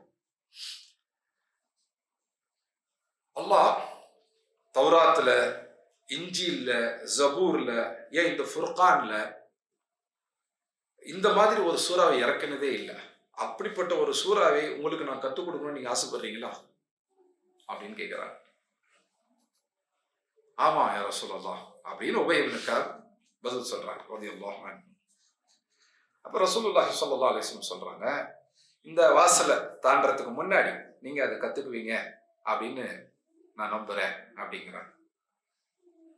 ஆனா அதுக்கு பிறகு ரசூலுல்லாஹ் ஒண்ணுமே சொல்லலை. அப்போ உபய் இப்னு கஅப் ரலியல்லாஹு அன்ஹு கேட்கிறாங்க, யா ரசூலல்லாஹ் நீங்க எனக்கு கற்றுக் கொடுக்குறேன்னு சொன்னீங்களே அந்த சூரா எது அப்படின்னு கேட்கிறாங்க. அப்போ ரசூலுல்லாஹ் கேட்கிறாங்க, தொழுகையில நீங்க எதை ஓதுறீங்க அப்படின்னு கேட்கிறாங்க. உபய் இப்னு கஅப் உடனே அல்ஹம்து சூராவை ஓதிக்க ஆரம்பிக்கிறாங்க. ஏன்னா தொழுகையில முதல்ல அதுதான் ஓதும், அதை ஓதிக்க ஆரம்பிக்கிறாங்க. அப்போ ரசூலுல்லாஹி ஸல்லல்லாஹு அலைஹி வஸல்லம் சொல்றாங்க, வல்லதி பினஃப்ஸி பியதிஹி நஃப்ஸிஹி, யாருடைய கையில் என்னுடைய உயிர் இருக்கு, அதாவது அல்லாஹ்வை சொல்ற, அல்லாஹ்வின் சத்தியம் என்று சொல்றாங்க. அல்லாஹ் தௌராத்திலோ, இன்ஜீலிலோ, ஜபூரிலோ, ஃபுர்கானிலோ இது போன்ற ஒரு சூறாவை இறக்கியதில்லை. இதுதான் சபஉல் மசானி, எனக்கு கொடுக்கப்பட்ட சபஉல் மசானி அப்படின்னு சொல்றாங்க. எதை சொல்றாங்க? அல்ஹம்து சூரா. அப்ப அல்ஹம்து சூராவினுடைய சிறப்புகளில் ஒரு முக்கியமான சிறப்பு எது? இந்த மாதிரி ஒரு சூரா தௌராத்துல வந்ததில்லை. தௌராத்துங்கிறது என்ன? மூசா அலைஹிஸ்ஸலாத்து வஸ்ஸலாம் அவங்களுக்கு இறக்கி வைக்கப்பட்ட அந்த வேத நூல், அதுதான் தௌராத். இன்ஜீல் அப்படிங்கிறது ஈசா இப்னு மரியம் அலைஹிஸ்ஸலாத்து வஸ்ஸலாம் அவங்களுக்கு இறக்கி வைக்கப்பட்ட வேத நூல், கிதாப். ஜபூர் அப்படிங்கிறது தாவூத் அலைஹிஸ்ஸலாத்து வஸ்ஸலாம் அவங்களுக்கு இறக்கி வைக்கப்பட்டது. அல் ஃபுர்கான் அப்படிங்கிறது நபி முஹம்மது ஸல்லல்லாஹு அலைஹி வஸல்லம் இறக்கி வைக்கப்பட்ட அல் குர்ஆனுக்கு இன்னொரு பேர் அல் ஃபுர்கான். ஃபுர்கான் அப்படிங்கிறதுக்கு என்ன அர்த்தம்?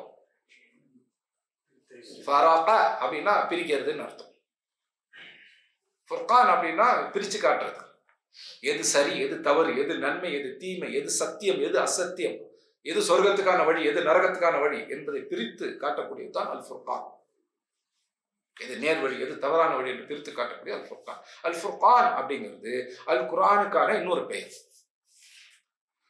அப்ப இந்த மாதிரி ஒரு சூரா, எந்த மாதிரி ஒரு சூரா? அல்ஹம்துலில்லாஹி ரப்பில் ஆலமீன் என்ற அந்த மாதிரி ஒரு சூரா இதுக்கு முந்தி வழங்கப்பட்ட எந்த வேதத்திலையும் கிடையாது. ஏன் இந்த வேதத்திலே கிடையாது. தௌராத்துல அந்த மாதிரி ஒரு சூரா இல்ல, இன்ஜீல்ல அந்த மாதிரி ஒரு சூரா இல்ல, ஜபூர்ல அந்த மாதிரி ஒரு சூரா இல்ல. ஏன் நபி முஹம்மது ஸல்லல்லாஹு அலைஹி வஸல்லம் இறக்கி வைக்கப்பட்ட அல் ஃபுர்கான், அந்த அல் குர்ஆன்லயே கூட இந்த மாதிரி ஒரு சூரா கிடையாது. எந்த மாதிரி? அல்ஹம்துலில்லாஹி ரப்பில் ஆலமீன் அந்த சூரா மாதிரி ஒரு சூரா கிடையாது.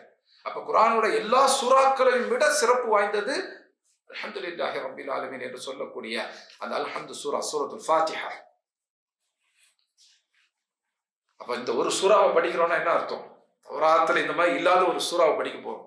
இஞ்சில இந்த மாதிரி ஒரு சூறா கிடையாது, அப்படி ஒரு சூறாவை படிக்க போறோம் இன்ஷா அல்லாஹ். ஜபூர்ல இந்த மாதிரி ஒரு சூறா கிடையாது, அப்படி ஒரு சூறா படிக்க போறோம். ஏன்? அல் குர்ஆனில் 114 சூறாக்கள் இருக்குது. அதுல இந்த ஒரு சூறா மாதிரி மீதி 113 சூறா கூட கிடையாது. குர்ஆன்ல இந்த மாதிரி சூறா கிடையாது. அப்படி ஒரு சிறப்பு மிக்க சூறாவை தான் நம்ம படிக்க போறோம் இன்ஷா அல்லாஹ். ஏன்னா இந்த ஒட்டுமொத்த குர்ஆனுடைய சாராம்சம் அந்த ஒரு சூறால இருக்கு. அப்ப ஏன் நம்ம அல்ஹம்து சூறாவை படிக்கணும் அப்படின்னா இந்த ஒரு ஹதீஸ் போதும். ஏன் அல்ஹம்து சூறாவை படிக்கிறோம்? ஏன்னா இந்த மாதிரி ஒரு சூறா தௌராத்துல கிடையாது, இன்ஜீல்ல கிடையாது, ஜபூர்ல கிடையாது, ஏன் குர்ஆன்லயே கிடையாது, அல் ஃபுர்கான்லயே இல்லை. அப்படிப்பட்ட ஒரு சூறா. இந்த சூறால இருக்கு. இது எல்லாத்தினுடைய எசன்ஸ் கோர் அப்படிங்கிறது இருக்கு. யார் குர்ஆனை புரிஞ்சுக்கணும்னு ஆசைப்படுறாங்களோ அவங்க அல்ஹம்து சூறாவை விரிவாக தெளிவாக புரிஞ்சுக்கணும். அல்ஹம்து சூறால அவ்வளவு விஷயங்கள் இருக்கு. அப்ப அல்ஹம்து சூறாவை நம்ம எவ்வளவு நேரம் எடுத்து படிக்கணும்?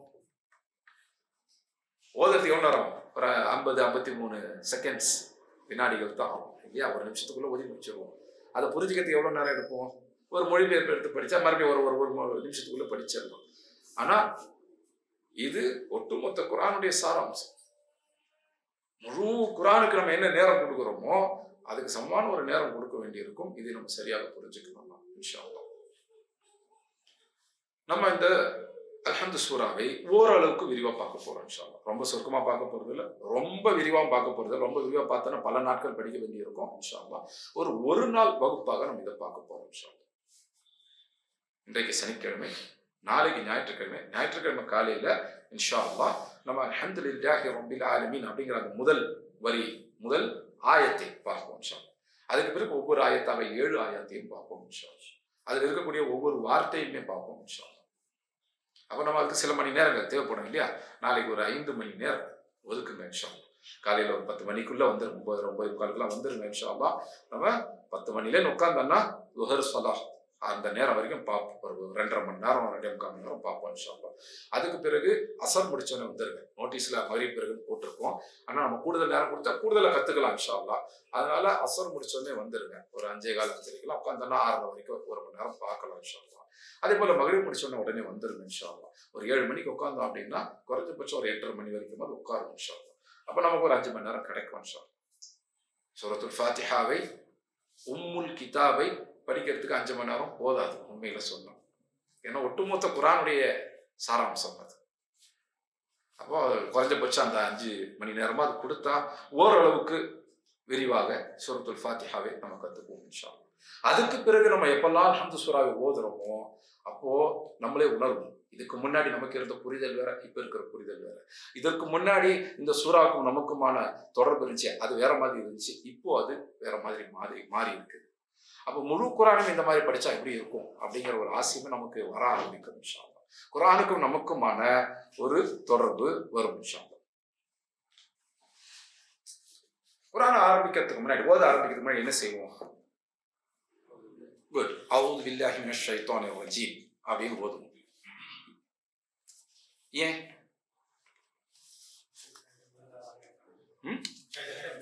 ஷைத்தான்கிட்ட பாதுகாப்பு தரும்.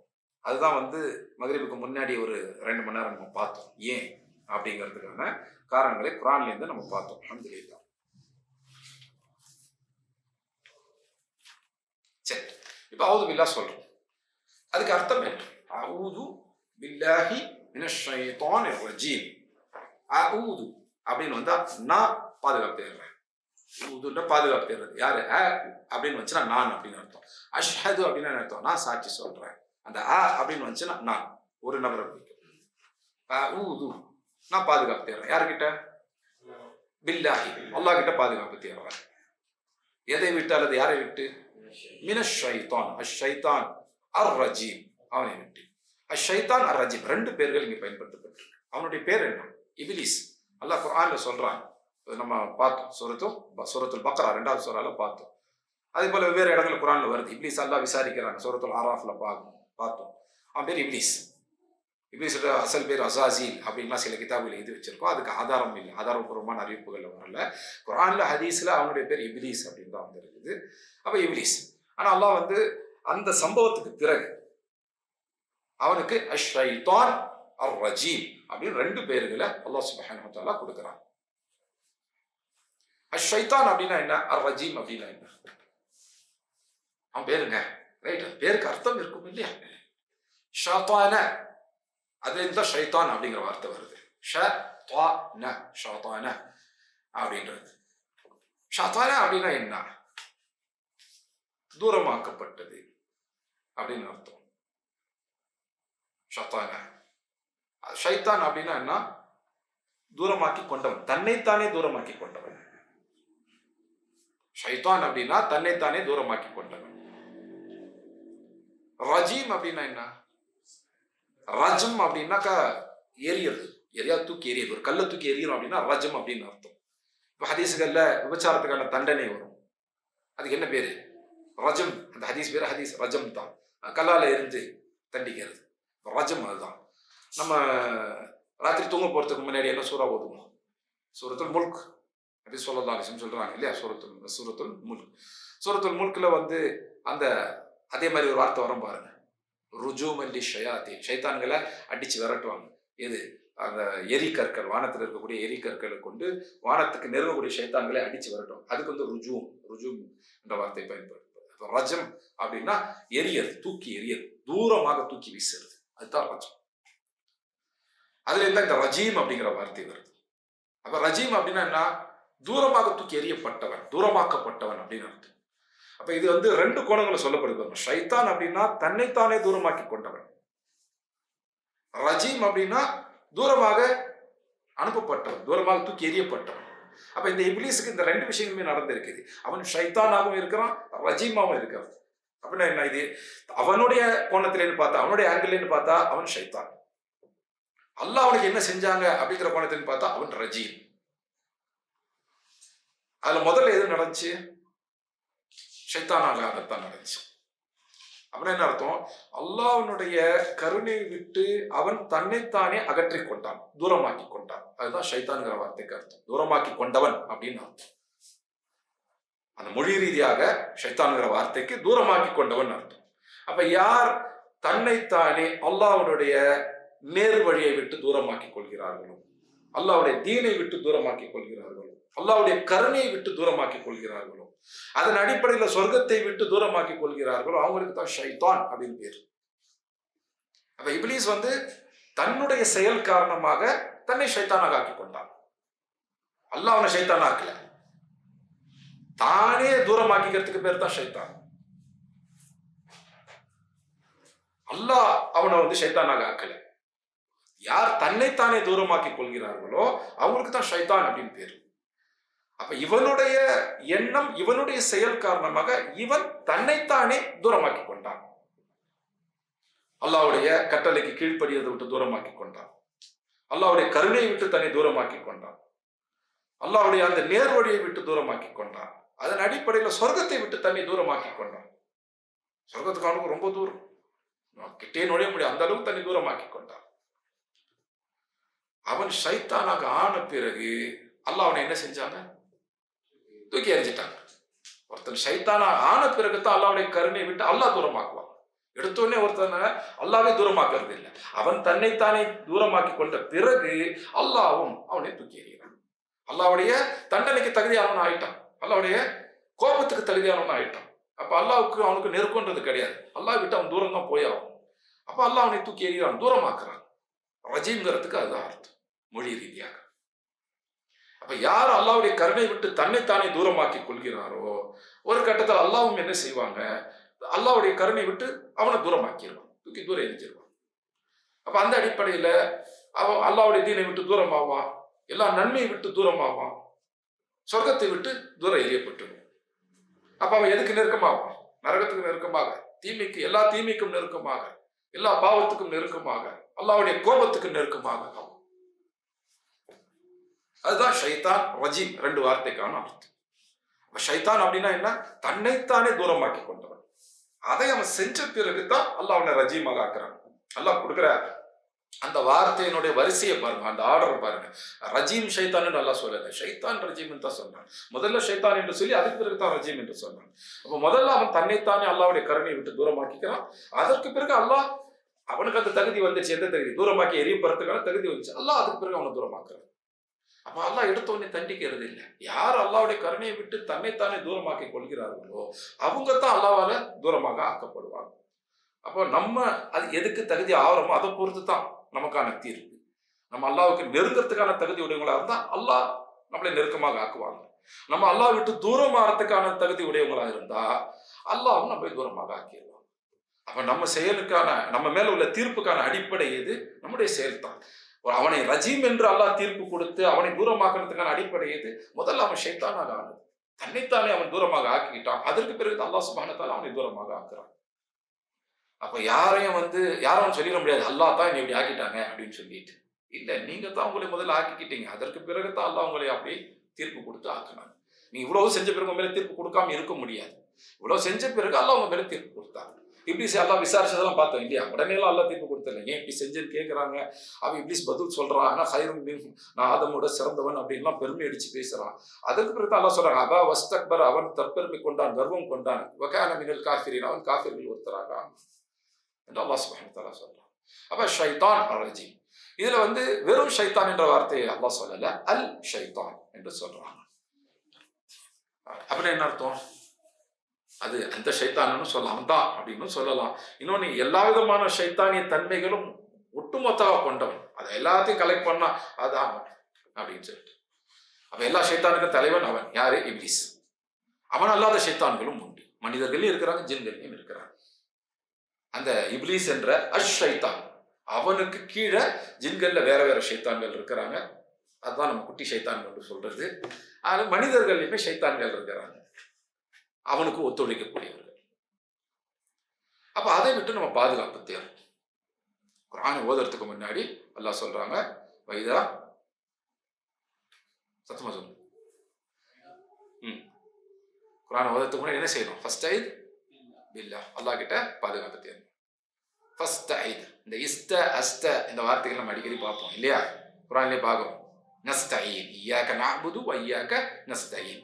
இஸ்த அல்லது அஸ்த அப்படின்னு இருந்துச்சுன்னா அதை தேடுறது அப்படின்னு அர்த்தம்.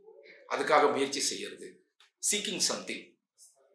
நஸ்தஈன், நக வி, அஸ்த நக ஐ, நான் மட்டும், அ அப்படின்னு வந்தா ஒரு ஆள், ந அப்படின்னு வந்தா நிறைய பேர், நாங்க. நஸ்தஈன் அப்படின்னு அர்த்தம். வஸ்தஈனும் இஸ்த அப்படின்னாலே தேடுறது, சீக்கிங் சம்திங் இங்கிலீஷ்ல சொல்லலாம். ஏதாவது விஷயத்துக்கு ஆசைப்பட்டு அதுக்காக முயற்சி செய்யறது, தேடுறது, அதுதான் இஸ்த அப்படின்னு அர்த்தம். இப்போ ஃபர்ஸ்ட் ஐந்து, நீங்க பாதுகாப்பு தேடுங்க என்று அல்லாஹ் கட்டளையிடுறாங்க. அப்போ குர்ஆன் ஓதும் போது பாதுகாப்பு தேடுவோம். குர்ஆன் ஓதும் போது எது பாதுகாப்பு? அது அல்லாஹ்வுடைய வார்த்தை. அதுல ஷைத்தான் என்ன செஞ்சிட முடியும்? எதுக்கு அந்த நேரத்தில் பாதுகாப்பு? எதுக்கு அந்த நேரத்தில் பாதுகாப்பு? அல்லாஹ்வுடைய ஷைத்தான் பெரியவனா என்ன? அல்லாஹ்வுடைய வார்த்தை ஓதத்துக்கு முன்னாடி எதுக்கு நம்ம பாதுகாப்பு தேவை? அல்லாஹ்வை ஷைத்தானால் ஒன்றும் செய்ய முடியாது, அல்லாஹ்வுடைய வார்த்தையை ஷைத்தானால் ஒன்றும் செய்ய முடியாது. ஆனா நம்முடைய புரிதல்ல ஷைத்தான் விளையாட முடியும். பிரச்சனை அங்கே இல்லை, பிரச்சனை நம்மள்ட்ட இருக்குது. நம்ம பலகீனமானவங்க. ஷைத்தான் குர்ஆனை ஓதும் பொழுது நம்முடைய ஓதுதல்ல தவறை ஏற்படுத்தலாம், நம்முடைய புரிதல்ல தவறை ஏற்படுத்தலாம். அதன் அடிப்படையில் நம்முடைய வாழ்க்கையை தவறான வாழ்க்கையாக ஆக்க முடியும். இப்போ வழிகட்ட கூட்டங்கள்ல சில கூட்டங்கள் எல்லா கூட்டத்தையுமே பாருங்க, ஒவ்வொருத்தரும் அவங்களுடைய வாதங்களுக்கு குர்ஆன்லேருந்து ஆதாரம் எடுத்து வைப்பாங்க. ஆனா அதுக்கான சரியான புரிதலா இருக்க. ஆயத்தெல்லாம் கரெக்ட் தான்ப்பா, அதுக்கு நீ சொல்ற அர்த்தம் தான் தப்பு அப்படின்னு நம்ம சொல்லுவோம் இல்லையா? குர்ஆனை தான் சொல்றாங்க, ஆனா அந்த ஆயத்துல அந்த அர்த்தம் இல்லை, நீங்க நினைக்கிற அர்த்தம் அதுல இல்லை. அதுக்கு உண்மையான அர்த்தம் ஹதீஸ்ல இருக்குது. இப்ப சில பேர் சொல்லுவாங்க குர்ஆனும் ஹதீஸும் முரண்படுது அப்படின்னு சொல்லுவாங்க இல்லையா? ஒரு குறிப்பிட்ட ஜமாத்தினர் சொல்லுவாங்க குர்ஆனும் ஹதீஸும் முரண்படுது, குர்ஆனுக்கு முரண்படுற ஹதீஸை நாங்கள் எடுத்துக்க மாட்டோம் அப்படின்வாங்க. குர்ஆனும் ஹதீஸ் எல்லாம் முரண்படாது. ஏன்னா ஹதீஸுங்கிறது என்ன? ரசூலுல்லாஹ்வுடைய வார்த்தை, ரசூலுல்லாஹ்வுடைய விளக்கம். குர்ஆனுக்கு ரசூலுல்லாஹ் முரண்படுவாங்களா? இன்னும் இல்லை. இங்க ஆக்சுவலா என்ன முரண்படுது? குர்ஆன் ஹதீஸ் எல்லாம் முரண்படல. குர்ஆனுக்கு இவங்க ஒரு அர்த்தத்தை கொண்டு வர்றாங்க, இவங்களுடைய அர்த்தமும் ஹதீஸ் தான் முரண்படுது, குர்ஆன் ஹதீஸ் எல்லாம் முரண்படல. ஆனா இவங்க அதை எப்படி தோற்றம் நம்ம கிட்ட காட்டுறாங்க? குர்ஆன் ஹதீஸ் முரண்படுது. குர்ஆன் ஹதீஸ் எல்லாம் முரண்படாது எப்பவும்.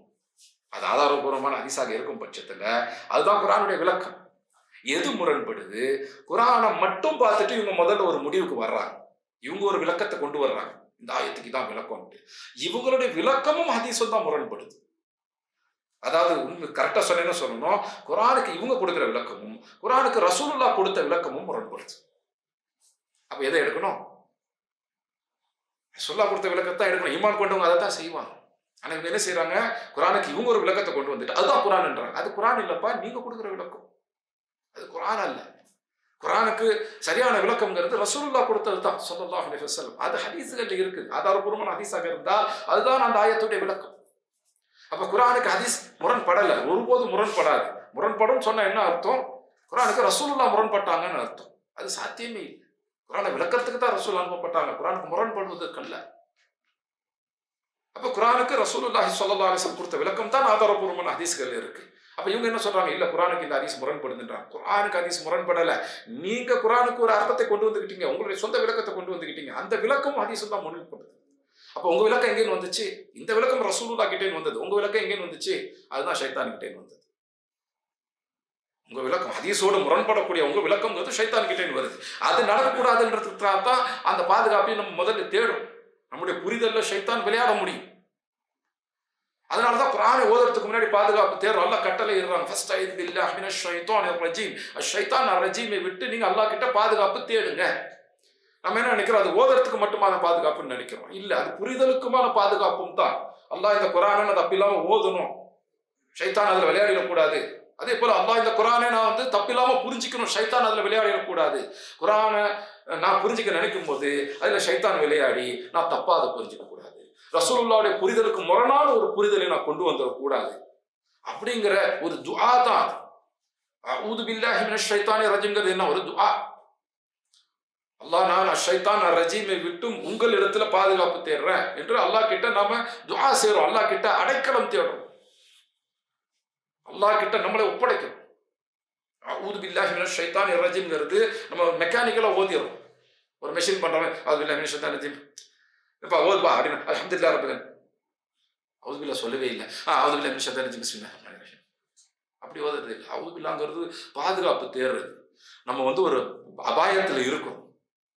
என்ன மாதிரியான அபாயம்? தப்பா புரிஞ்சுக்கிட்டோம், நரகத்துக்கு கொண்டு போயிடும். நரகத்துக்கு போற அபாயத்துல இருக்கும். அப்போ நம்ம கல்வி எப்படி துடிக்கணும்? இந்த இந்த டேஞ்சர்ல இருந்து நம்ம தப்பிக்கணும், இந்த அபாயத்திலே நம்ம தப்பிக்கணும்னு சொல்லி கல்வி துடிக்கணும், முழு உடம்பும் துடிக்கணும்.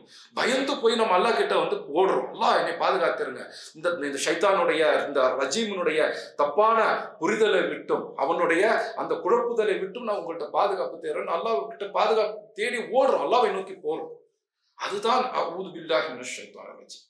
அப்ப அதை நம்ம இப்படி சொல்லலாமா? அஊது பில்லாஹி மினஷ் ஷைத்தானிர் ரஜீம் அப்படி ஓதலாமா? சுப்ஹானல்லாஹ், அப்படி ஓதுறது. அஊது பில்லாஹ்ங்கிறது ஒரு ஒரு அபாயத்தை உணர்ந்து நம்ம யார் நம்மை பாதுகாக்க முடியுமோ அவங்க கிட்ட, அந்த அல்லாஹ் கிட்ட நம்ம போறது. அல்லாஹ் எனக்கு ஒரு டேஞ்சர் இருக்கு, என்னை தாக்குறான், அந்த தாக்குதலை விட்டு நான் பாதுகாப்பு தேடுறேன் அப்படின்னு அல்லாஹ் கிட்ட கேட்கிறேன்.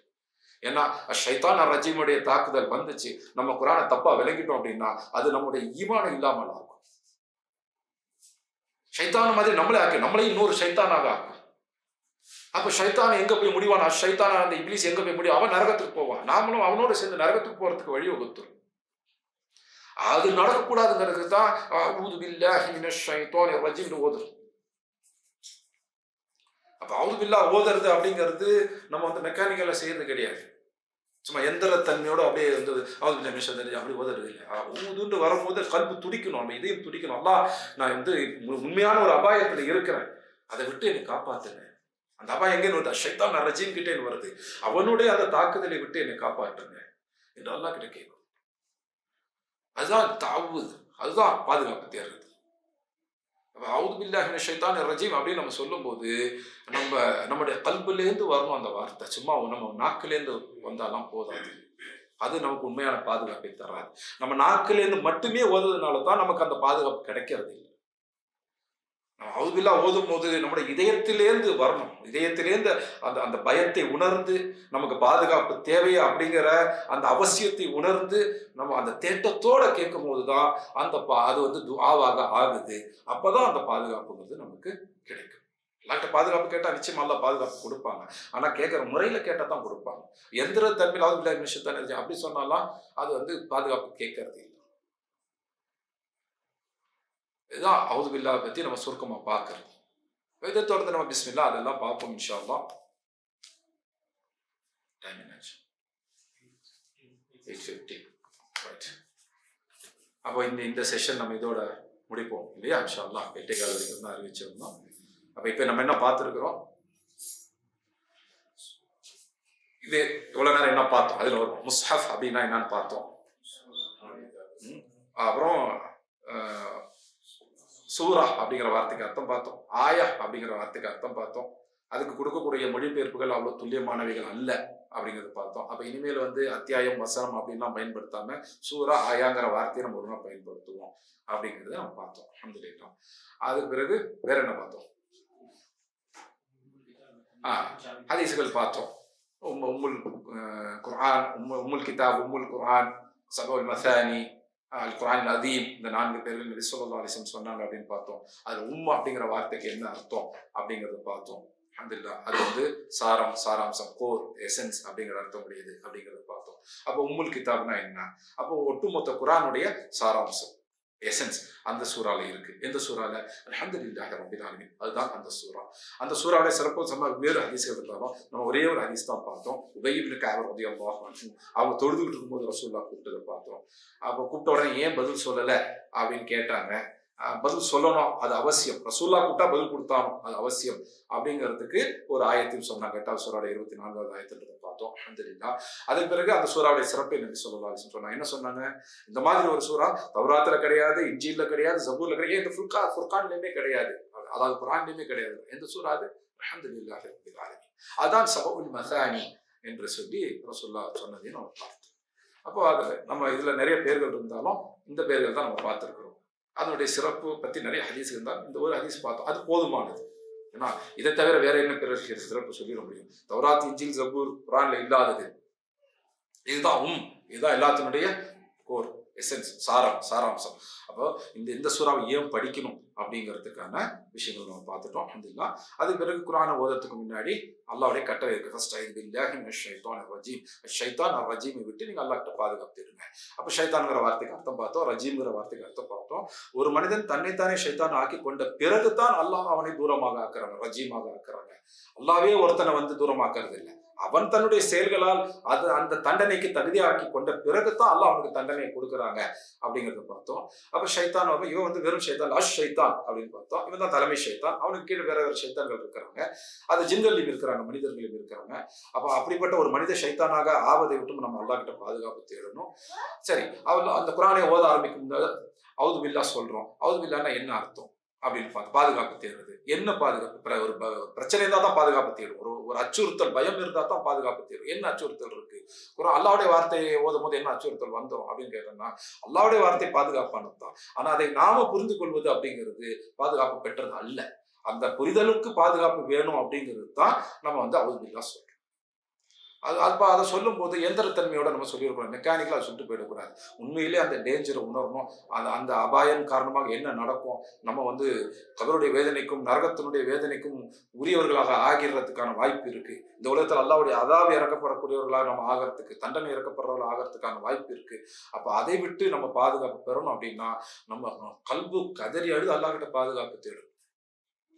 அல்லாஹ் இப்படிப்பட்ட ஒரு அபாயத்துல இருக்கிறான், அதை விட்டு என்னை காப்பாத்துங்க. அந்த காப்பாற்றுறது குர்ஆன்ல தான் இருக்கு. ஆனா குர்ஆனை தப்பா புரிஞ்சுக்கிறதுக்கு வாய்ப்பு இருக்கு. அப்ப அந்த பின்னணியில இன்னொரு விஷயத்தை பார்த்தோம். என்னது? குர்ஆனுக்கு ஹதீஸ் முரண்படுமா அப்படின்னா, ஆதாரபூர்வமான ஹதீஸாக இருந்தா அது ஒருபோதும் குர்ஆனுக்கு முரண்படாது. இல்லைங்க முரண்படுற மாதிரி தானே தெரியுது அப்படின்னா, அது குர்ஆன் ஹதீஸ் முரண்படல. குர்ஆனுக்கு நீங்க ஒரு விளக்கத்தை எடுத்துக்கிட்டீங்க, ஹதீஸை பார்க்காம. ஹதீஸை பார்க்கறதுக்கு முன்னாடி குர்ஆனை மட்டும் அணுகி நீங்க ஒரு விளக்கத்தை எடுத்துட்டீங்க. அது உங்க விளக்கம்.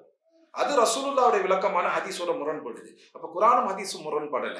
குர்ஆனுக்கு நீங்க கொடுக்குற விளக்கமும் குர்ஆனுக்கு ரசூலுல்லாஹ் கொடுத்த விளக்கமும் தான் முரண்படுது. அப்போ எதை நம்ம எடுக்கணும்? ஒரு மூமின் எதை எடுப்பாங்க?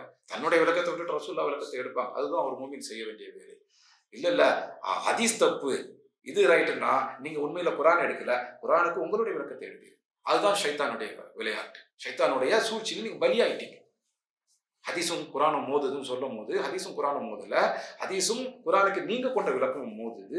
ஹதீஸுங்கிறது என்ன? குர்ஆனுக்கு ரசூலுல்லாஹ் கொடுத்த விளக்கம். நீங்க காண்பிக்கிறது குர்ஆனுக்கு நீங்க கொடுத்த விளக்கம். உங்க விளக்கம் ரசூலுல்லாஹ் கொடுத்த விளக்கத்தோட முரண்படுது அப்படின்னா என்ன அர்த்தம்? நீங்க ஷைத்தானுடைய சூழ்ச்சிக்கு பலியாயிட்டீங்க. அதுக்காக தான் அவுது பில்லாஹ்வை ஓதுறோம். ஆனா அவுது பில்லாஹ்வை சரியா விளங்காம நம்ம அல்லாஹ் கிட்ட அந்த பயந்து பாதுகாப்பு தேடாம சும்மா அவுது பில்லாஹ் மினஷ் ஷைத்தானிர் ரஜீம் சொன்னா இப்படிதான் மாட்டோம். அந்த மாதிரி ஷைத்தானுடைய சூழ்ச்சிகள்ல மாட்டி நாமும் ஒரு ஷைத்தானாக ஆகிறதை விட்டு, குரானை தவறான முறையில் புரிஞ்சுக்கிறதை விட்டும் நம்ம அல்லாஹ் கிட்ட பாதுகாப்பு தேடுறோம். அதுக்கு தான் அவுது பில்லாஹி மினஷ் ஷைத்தானிர் ரஜீம் அப்படிங்கிறத போகுது. இதுதான் அவுது பில்லாஹ் பற்றி நம்ம சுருக்கமாக பார்க்கறது. இன்ஷா அல்லாஹ் பிஸ்மில்லாஹ் பற்றியும் அதுக்கு பிறகு அந்த 7 ஆயாத்தை பற்றியும் நம்ம விரிவாக நாளைய வகுப்புல பார்ப்போம். இந்த வகுப்பை நான் இதோட நிறைவு செய்கின்றேன். ஜஸாக்குமுல்லாஹ் ஹைரா. சுப்ஹானக அல்லாஹும்ம வ பிஹம்திக அஷ்ஹது அன் லா இலாஹ இல்லா அன்த அஸ்தக்ஃபிருக வ அத்தூபு இலைக். அஸ்ஸலாமு அலைக்கும் வரஹ்மத்துல்லாஹி வ பரகாத்துஹு.